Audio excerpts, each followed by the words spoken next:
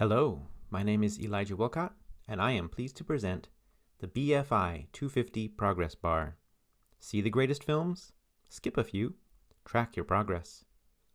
This is a React and React Native full-stack app completed as the Honors Portfolio project for Nucamp Coding Bootcamp.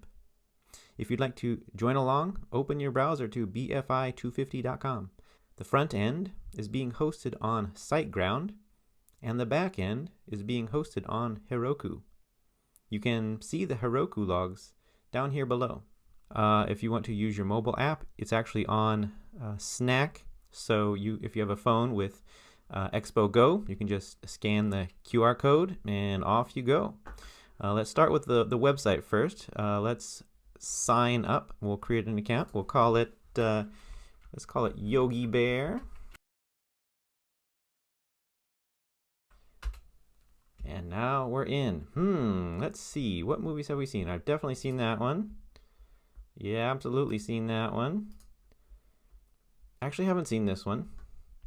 Oh my, I've tried a couple times to watch this one. I think I'm just going to skip it.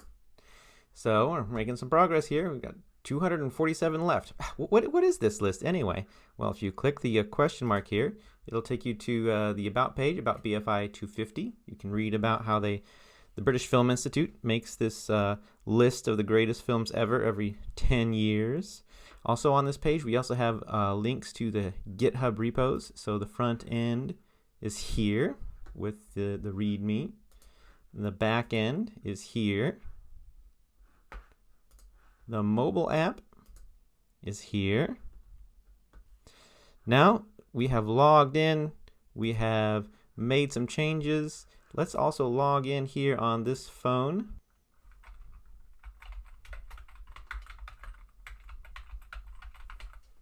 Let's see if I got the password right. Yep, and there we are. Here is Yogi Bear's profile, and if you wanted to change your name, you could change it. You could call yourself Jerry, change name, and now your name's Jerry. You can also change your email, you can change your password. Can log out. You can even delete your account here on this screen.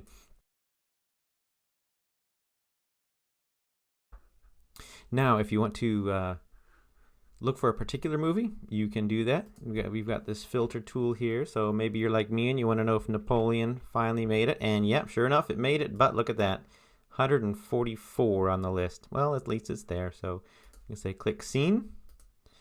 And if you want to see the complete list of movies you've selected as seen, you just click here, and those 6 will show up there.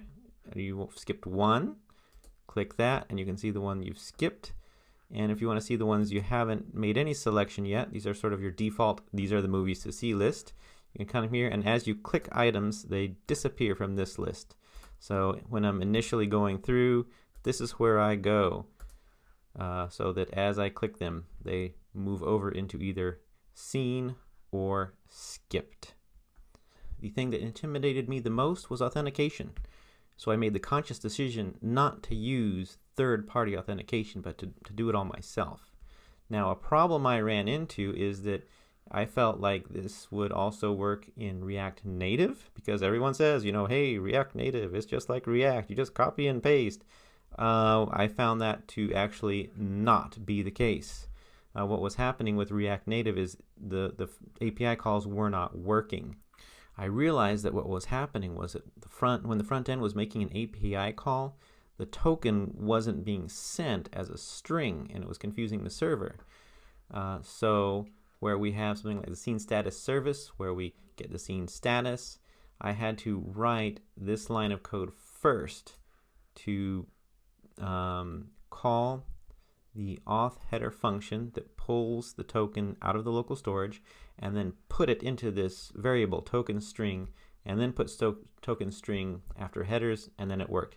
If instead I put the function call here with React, it worked, but with React Native, it did not work.